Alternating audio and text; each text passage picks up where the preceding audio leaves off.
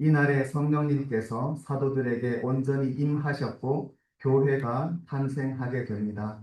성령님은 삼위일체 하나님의 한 위격이십니다. 하나님은 영이시지요. 그 성령, 거룩하신 영이라고 할 때 그 영의 원래 뜻은 바람입니다. 바람이라는 단어와 같습니다. 하나님은 어떤 의미로 바람과 같으시다 할 수 있습니다. 예수님도 그렇게 말씀하셨지요.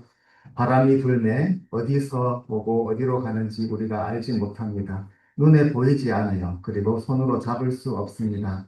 사람들은 신의 우상을 만들어서 그것을 고정시키기를 좋아합니다.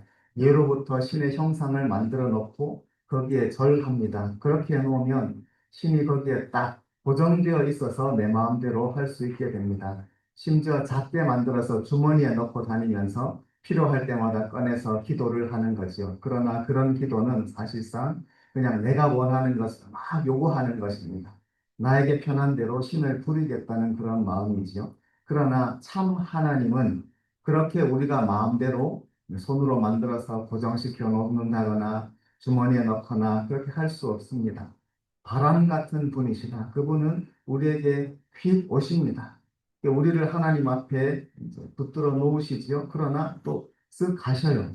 늘 오시고 가시고. 그래서 우리들이 늘 주님 앞에 새로워져야 합니다. 우리가 그분을 컨트롤할 수 없습니다. 그분이 우리를 붙잡아 주셔야 합니다. 이분이 성경에서 말씀하시는 참 거룩하신 하나님이십니다.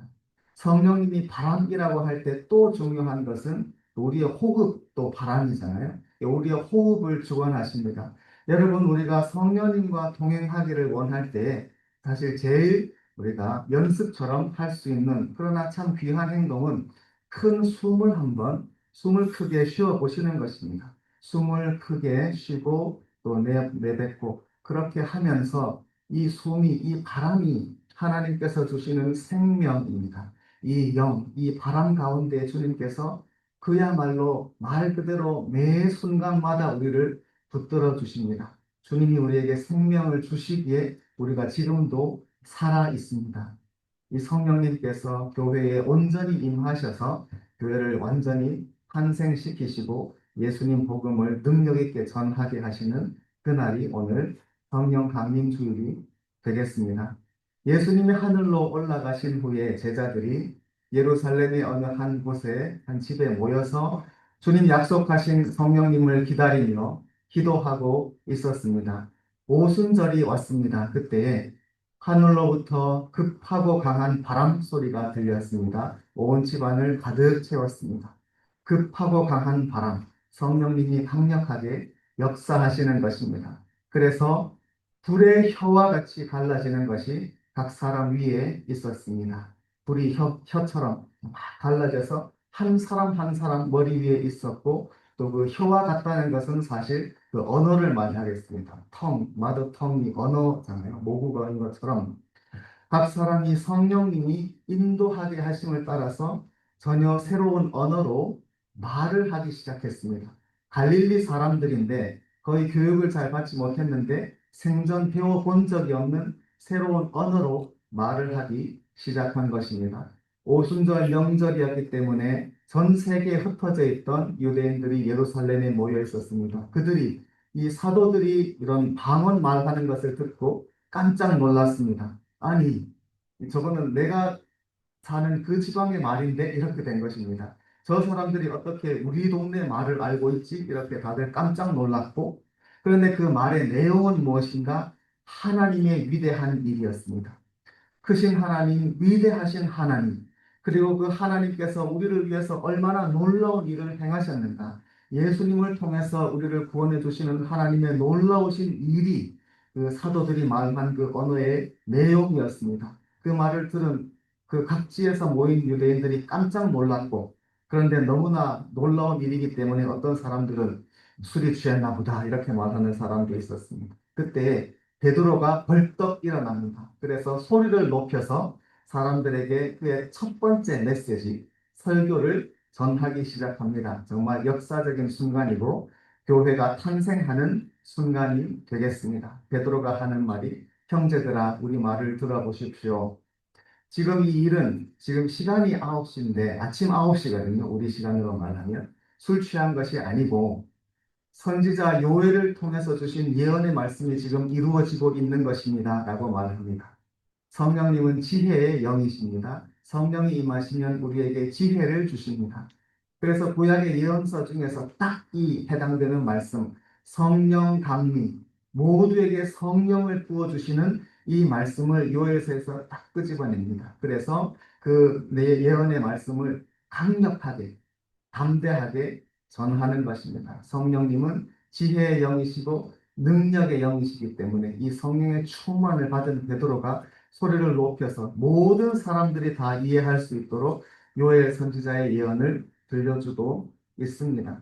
그래서 그 예언의 내용이 이제 나오는데 17절의 말씀을 함께 보시겠습니다. 17절에 보시면 하나님이 말씀하시기를 말세라고 되어 있습니다. 마지막 날에 the last days 마지막 날이다라고 지금 말씀을 하시는 겁니다. 이 세상 모든 것이 끝날 때가 있습니다. 피조물은 영원하지 않습니다. 하나님께서 태초에 창조하신 시작이 있었고 또 그것처럼 끝날 때가 반드시 있습니다. 이 세상 만물이 언젠가 끝난다고 하는 사실은 우리에게 굉장히 무겁게 다가옵니다. 그런데 희한하게 사람들은 또 이 종말에 대해서 상상하기를 좋아합니다. 그래서 그런 주제로 나온 영화들도 굉장히 많습니다. 마지막 날에 대한 그 장면을 보여주는 영화를 보면 사실 그게 별로 아름답지가 않습니다. 인간의 세상이 끝나는 날입니다. 그래서 옛날에는 그 원인 중에 제일 흔했던 것이 핵 전쟁이었습니다. 인류가 어리석어서 서로 싸우다가 그냥 다 멸망한다는 그런 시나리오가 제일 많았습니다. 그뿐 아니라 어떤 영화에는 하늘에서 뭐 소행성이 떨어져서 온 땅이 파괴되기도 하고 또 바이러스가 퍼져서 뭐 다 죽기도 하고 뭐 많습니다. 원인은 많아요. 뭐 기후 변화로 환경이 변해서 지구가 더 이상 인간이 살 수 없는 환경이 되기도 하고 AI가 너무 발달해서 인간은 다 없고 컴퓨터만 남아있기도 하고 뭐 여러 가지 시나리오로 사람들이 종말에 대해서 상상하고 또 영화도 만들고 그랬습니다. 그러나 성경이 말씀하시는 이 마지막 날, 이 종말론이거든요. 종말론은 성경의 그저 여러 가지 가르침 중에 하나가 아니라 사실은 성경의 핵심입니다. 성경의 중심 메시지가 종말론입니다. 성경에서 말씀하시는 마지막 날은 하나님의 모든 것이 완성되는 하나님의 뜻이 완전히 이루어지는 그때입니다.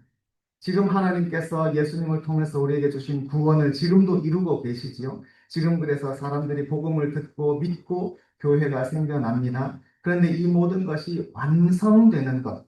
그래서 하나님의 온전한 심판과 구원이 그분의 뜻이 하늘에서와 같이 이 땅에서 온전히 이루어지고 세상 모든 사람들에게 밝히 드러나는 것이 마지막 날입니다. 이 마지막 날은 사실 인간의 달력, 인간의 시간으로 잴 수가 없습니다. 지금 예수님 다시 오시는 날, 그 날이 마지막 날인데 그 날까지 지금 우리가 하루하루 가까이 가고는 있지만 그러나 하나님의 마지막 날, 또 예수님 다시 오시는 이 날은 인간의 달력으로 잴 수가 없습니다. 베드로는 2000년 전에 이미 마지막 때가 왔다고 합니다. 그런데 그때부터 2000년이 지금 지났거든요. 그러니 그때가 어떻게 마지막 날이 되겠는가? 인간의 달력으로 보면 그렇습니다. 그러나 하나님은 영원하시기에 하나님은 천년이 하루 같은 분이니까 하나님은 모든 인간의 역사와 종말까지를 한눈에 보시는 분이기 때문에 주님의 안목에서 보면 그때나 지금이나 마지막 때이다. 이것은 성경에서 우리가 배울 수 있는 내용입니다. 사실 우리가 성경책을 한번 읽어보자 하고 창세기부터 넘겨보면 그냥 몇 페이지 넘기지 않았는데 마지막 때가 나옵니다. 창세기 6장에서 노아의 홍수 때가 들었습니다. 노아 때 이미 하나님은 만물의 마지막이 이르렀다고 말씀하셔요. 성경 몇 장 넘기지도 않았거든요. 노아 때, 그때가 이미 마지막 때인 것입니다. 그때는 세상에 죄가 너무나 많았습니다. 구체적으로 포악함이라고 되어 있습니다.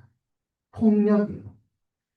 그러니까 violence, 사람들이 서로 죽이고 뭐 해치고 뺏고 그런 폭력이 이 세상에 너무나 많았기 때문에 하나님께서 후회하신다. 심지어 그런 표현도 있고, 그래서 이 세상을 거의 다 멸망시키십니다. 그것이 노아의 홍수 때이지요.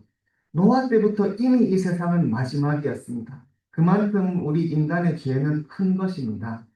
그러니 지금도 예수님 때나 지금이나 하나님께서 역사하시고 주님께서 그 뜻을 펼치시면 그때가 마지막입니다.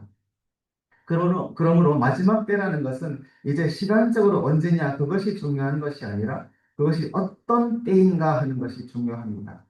참으로 마지막 때는 언제인가 하면 우리가 하나님 앞에 서는 날이 마지막입니다. 그때는 지금일 수 있습니다. 지금 우리가 온전히 하나님의 그 영광과 능력 앞에 딱 선다면 그것이 우리에게는 마지막 날입니다. 하나님은 시간의 주님이십니다. 시간도 주님은 창조하셨습니다. 그래서 주님께서 어떤 시간 안에서 때가 됐네 창조하신 것이 아니고 주님께서 태초에 창조하실 때 시간도 그때 창조하신 것입니다. 시간이 그때 있기 시작했습니다. 그러므로 그 시간의 주님이신 그 주님 앞에 우리가 온전히 딱 선다면 우리에게는 시간이 더 이상 흐르지가 않습니다. 사실 우리가 하나님의 그 영광 앞에 그대로 노출되면 우리는 그대로 사라질 거예요. 그냥 죽습니다. 성경에서는 하나님을 뵌 사람들이 큰일 났다, 나 이제 죽었구나 하는 대목이 굉장히 많습니다. 불 앞에 있는 그냥 지푸라기처럼. 우리가 하늘의 태양도 똑바로 못 보지 않습니까? 너무나 눈부십니다. 그런데 저 태양은 우주에 있는 수많은 별들 중에 그냥 그렇게 큰 게 아니거든요. 중간쯤 될 겁니다. 그러니 저 많은 그 강렬한 빛을 가진 별들을 만드신 하나님은 얼마나 능력이 무한하시겠습니까? 우리가 도저히 상상도 할 수 없고 그 앞에 선다는 것은 사실 그냥 그대로 사라지는 그런 것입니다. 그래서 성경에 보면 하나님이 그 사람들에게 나타나실 때에 그저 사람들이 그냥 힘이 쓱 빠져서 그냥 그 자리에 쓰러지기도 하고 죽었다 하고 그냥 끔찍하다 하면서 엎드리기도 하고 아브라함 같은 경우에는 하나님 앞에 딱 나타났을 때 그냥 잠이 들어버려요. 하나님께서 그냥 잠으로 보호하시는 것이죠.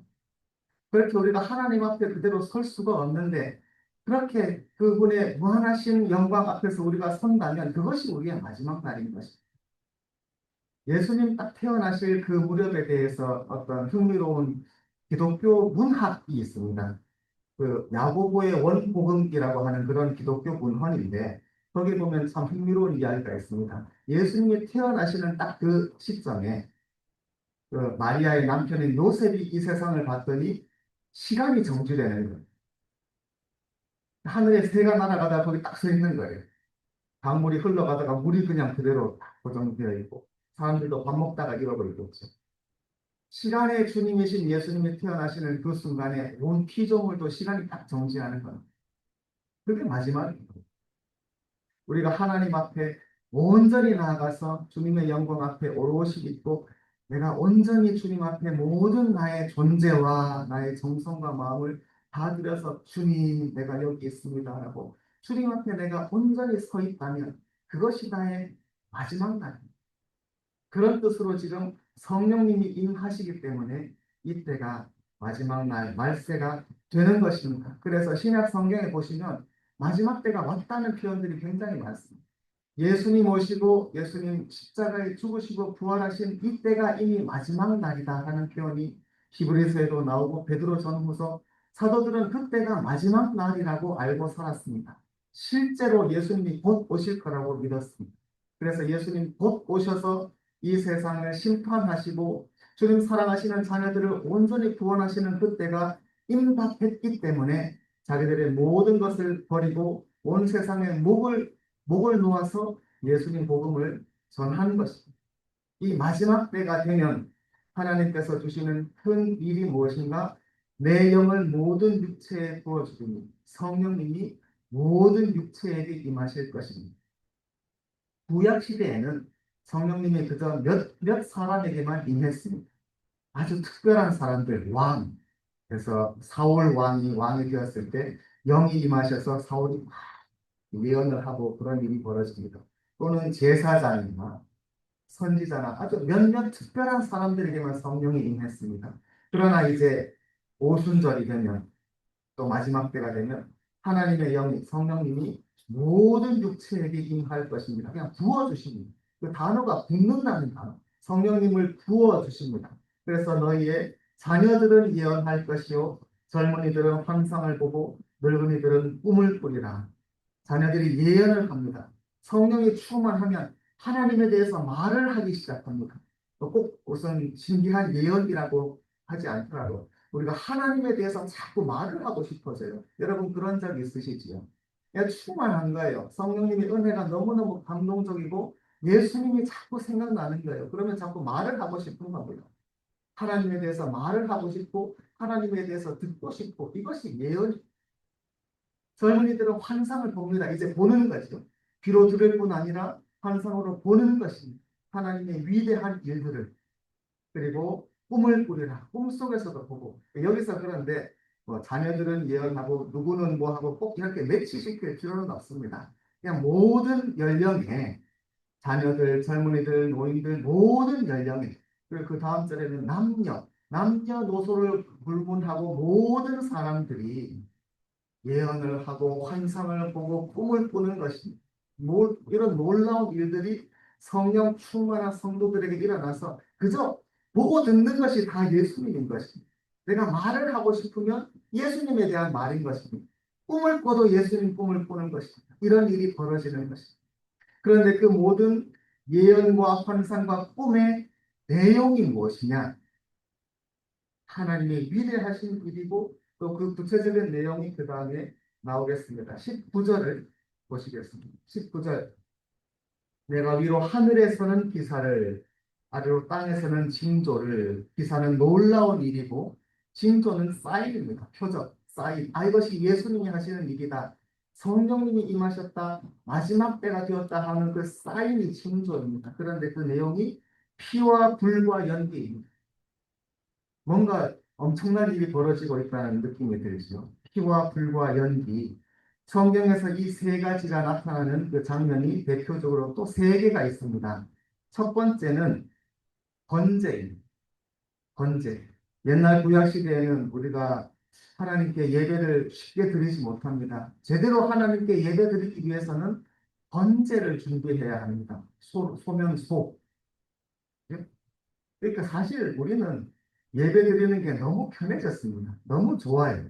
예배 드릴 때 그저 하나님 앞에 경건하고 정성된 마음으로 나오는 것입니다. 그 밖에 다른 것이 요구되지 않습니다. 예수님의 이름으로 나오기 때문에 그런 것입니다. 그러니 우리가 너무 편하다 이렇게 아니라 예수님 너무 감사합니다. 내가 예수 이름 없었으면 번제물 끌고 와야 되는데 그렇게 하지 않고 그냥 이렇게 편하게 나와서 주님께 언제라도 나아갈 수 있으니 얼마나 큰 은혜인지 모릅니다. 하고 예수님 감사합니다. 뭐 그래야 되겠습니다.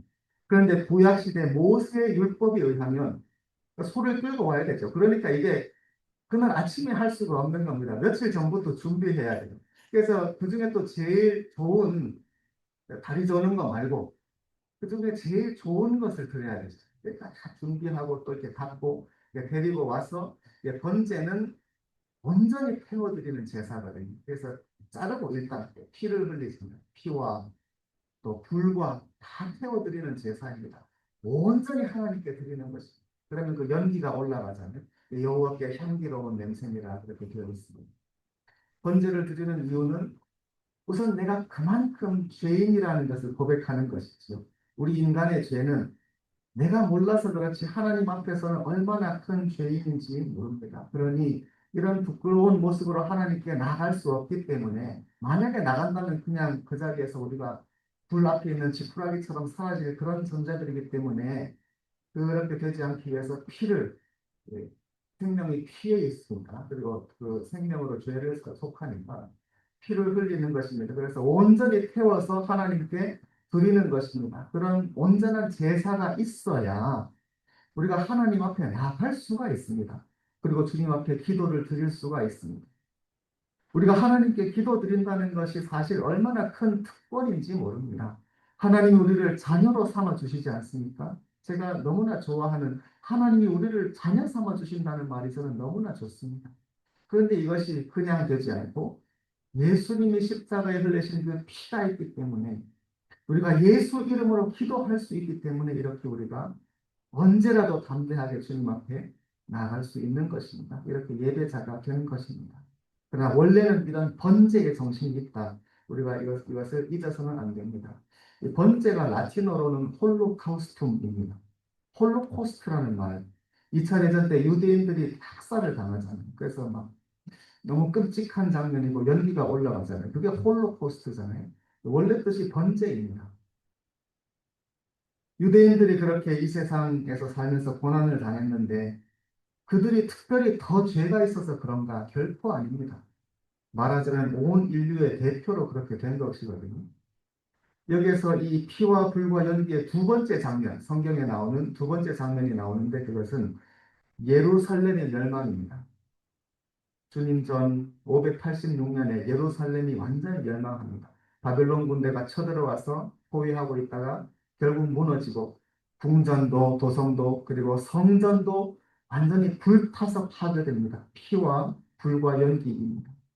유대인들이 하나님 앞에 죄를 많이 지었습니다. 하나님은 다윗 왕조를 통해서 하나님 나라를 세우고자 하셨지만 사람들은 그저 그냥 바람같이 왔다 바람같이 가버리는 그런 하나님이 불편한 겁니다. 늘 하나님 앞에 새로워져야 하고 주님 내가 내 마음대로 붙들 수도 없고 붙들면 바람같이 나가버리시는 거룩하신 하나님, 이 하나님보다 그냥 내가 좀 편하게 딱 붙들고 우상으로 만들어서 거기에 딱 만들어 세워놓으면 그냥 움직이지도 않는 그런 우상이 더 좋다 하면서 이방의 신들, 다른 가짜 신들, 우상을 섬기기 시작한 것입니다.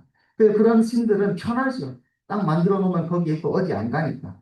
못 가지. 그러니까 언제라도 가서 그 앞에서 막 내가 원하는 거 말하고 사람들이 이 세상적인 물질적인 욕망을 추구하고 쾌락을 우선시하고 하나님 앞에서 정말로 정직하게 사는 것은 소홀히 했습니다. 하나님 앞에서 하나님의 정의와 하나님의 평화와 진리는 다 버리고 이 세상의 신, 거짓된 신이 나에게 만족시켜 준다고 하는 그런 내 육신의 만족과 쾌락과 욕심과 그런 것을 추구하다 보니 그 사회가 어떻게 되겠습니까? 불의가 가득하고 그냥 뇌물 주면 다 잘 되고 그래서 가난한 사람들은 더 고통받는 이런 불의가 가득한 세상이 되니 하나님께서 심판하신 것입니다. 사람들은 우리는 괜찮을 거야. 아무리 우리가 좀 잘못했어도 하나님은 조금 이렇게 치다가 마실 거야. 왜냐하면 우리는 성전이 있으니까. 이 시온산에는 성에는 하나님의 성전이 있으니까 저 성전은 무사할 거야 생각했습니다. 그러나 하나님은 거룩하시기 때문에 인간이 만든 건물에 계시지 않습니다. 그래서 하나님의 성전도 주님은 아깝다고 하지 않으시고 그냥 파괴시키시는 것입니다. 그래서 불타버렸습니다. 이것이 유대인들에게는 어떤 트라우마 같이 정말로 잊을 수 없는 그런 고통스러운 기억이 되었고, 그러나 그것이 그들의 신앙을 새롭게 했습니다. 하나님은 정말로 우리가 두려워할 분이다. 하나님은 성령님은 우리가 우리 마음대로 할 수 있는 분이 아니라 온전한 거룩함. 그래서 하나님은 오셨다가 우리가 죄 지으면 떠나시는 분이고 하나님의 영광이 떠나면 저 성전은 그냥 건물일 뿐이고 언제라도 무너질 수 있고 불탈 수 있다는 것을 배웠습니다. 그러면서 그들은 하나님 앞에 이제 신앙을 새롭게 할 수 있었습니다.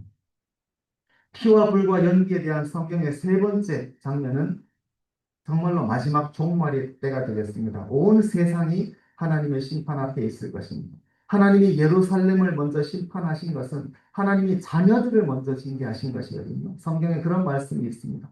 하나님은 그분의 백성들, 하나님의 자녀들을 먼저 징계하신다는 말씀이 있습니다. 그런데 그러면 온 세상의 더 악한 민족들은 어떻게 된단 말입니까? 결국 이 세상의 모든 민족들, 나라들, 도시들도 이와 같이 하나님의 심판 앞에 놓일 때가 올 것입니다. 그것이 정말로 마지막 때가 되죠.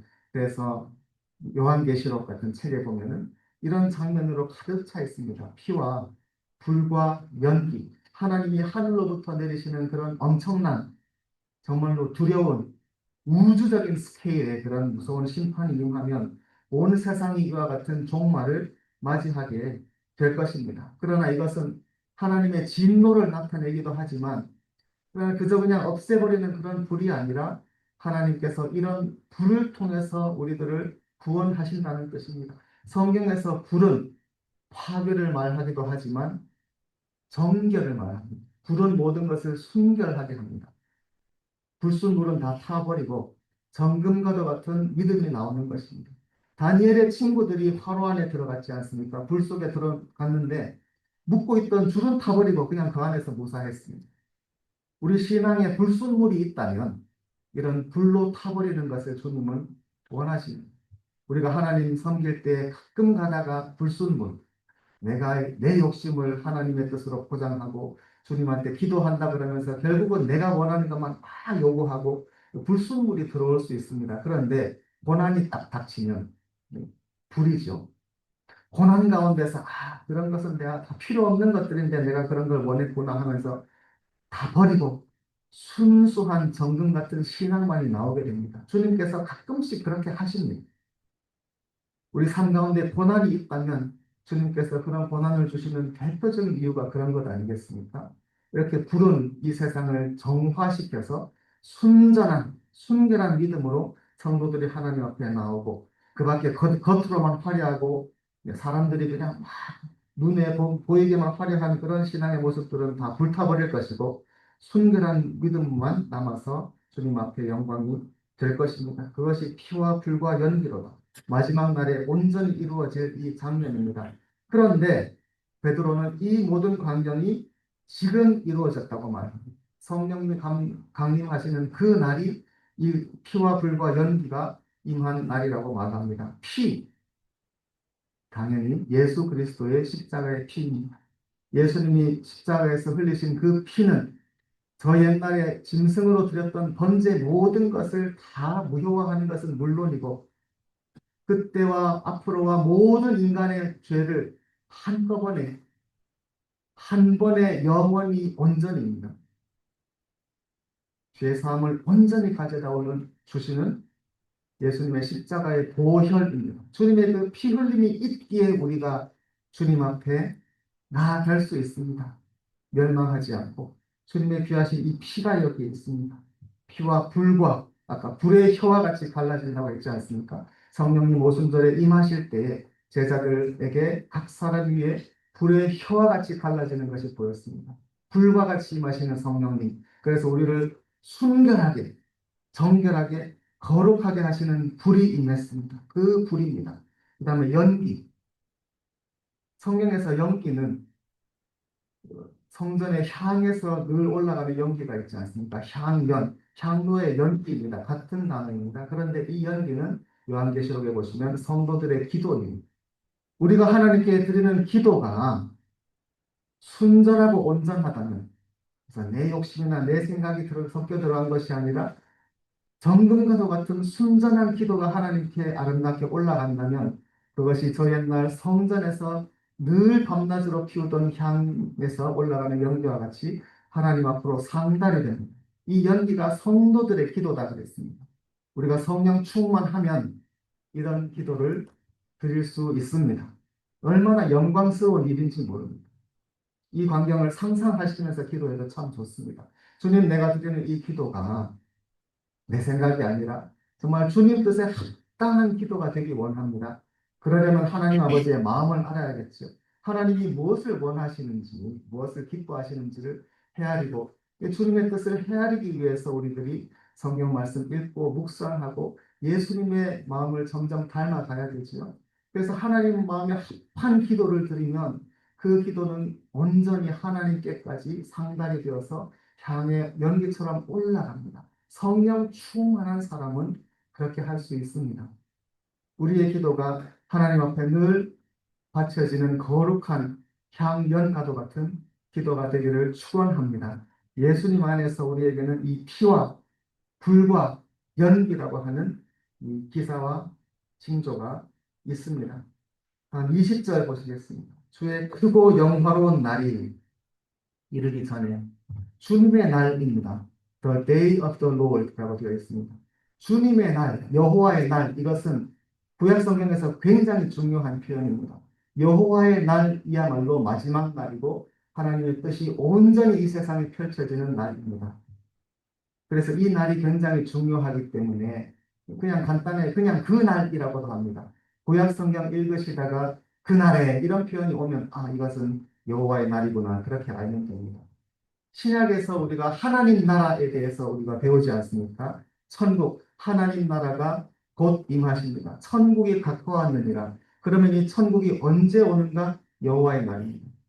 그러므로 신약에서 하나님 나라, 천국 이 말은 구약에서 여호와의 날과 똑같은 표현입니다.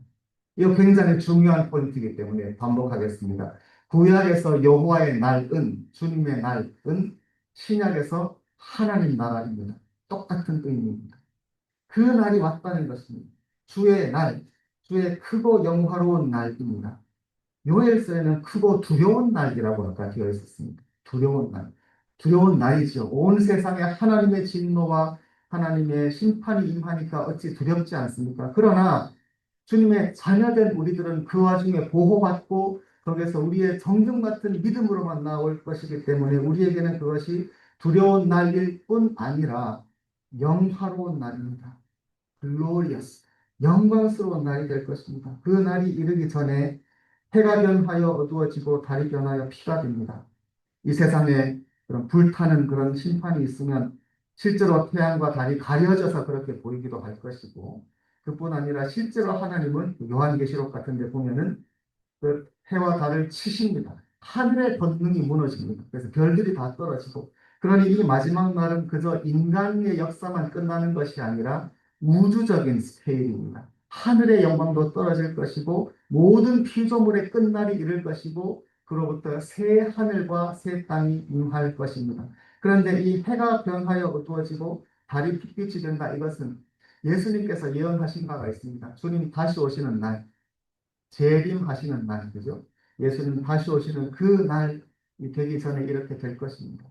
결국 이 모든 것이 그 날, 여호와의 날을 가리키고 있습니다. 마지막 날이요, 예수님 다시 오시는 날입니다. 온 세상 모든 사람들이 예수님에 대해서 알게 되는 날입니다. 그날은 하나님의 심판과 구원이 완성되는 날입니다.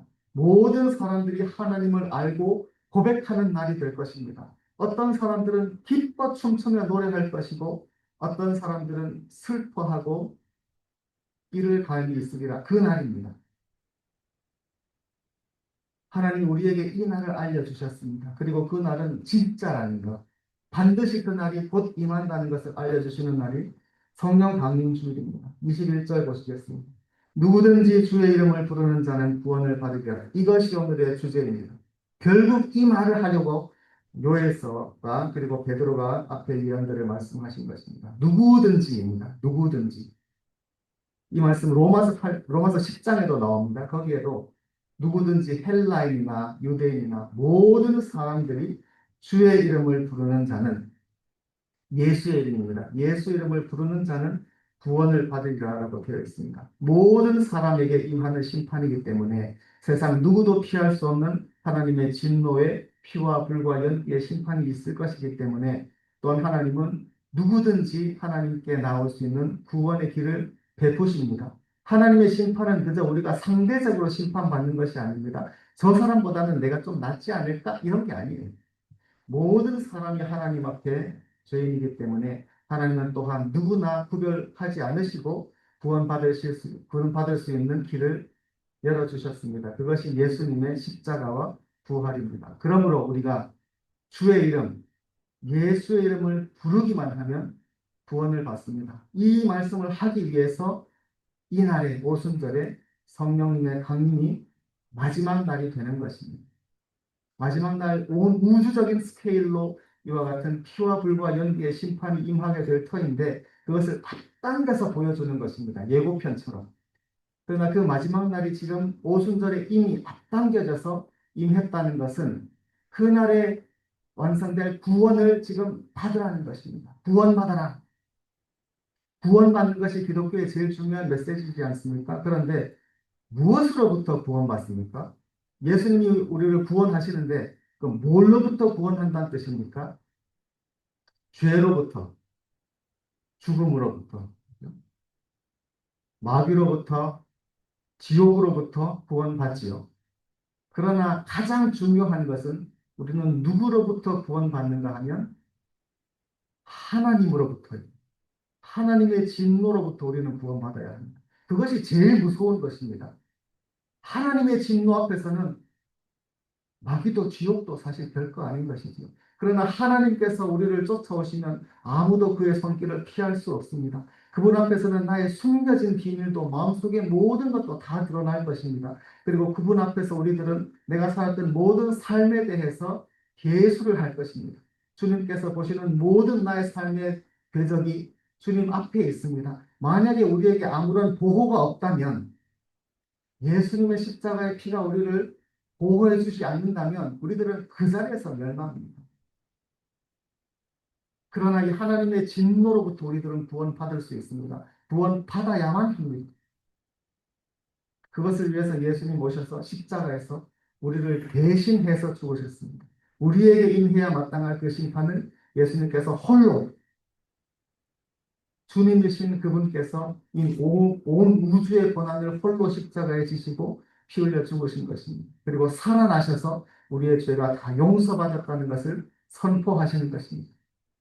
그것을 온 세상 사람들에게 능력 있게 전하는 것이 오순절입니다. 성령 강림 주일은 우리에게도 동일한 은혜와 동일한 능력이 임했다는 것을 알려주시는 날입니다. 우리가 간절히 기도하기는 주님, 우리들에게도 성령님의 충만함을 허락해 주셔서 먼저 우리가 예수님 우리에게 주시는 이 구원의 복음으로 완전히 변화되고, 또 은혜 충만, 사랑 충만, 능력 충만하여서 담대하게 사도들처럼 우리들도 이 세상에, 하나님이 보시기에 이 세상은 심판이 임박해 있지만 주님께서 누구나 구원받을 수 있는 길을 내셨다고 하는 하나님의 사랑을 전해야 합니다. 그것이 우리의 소원입니다.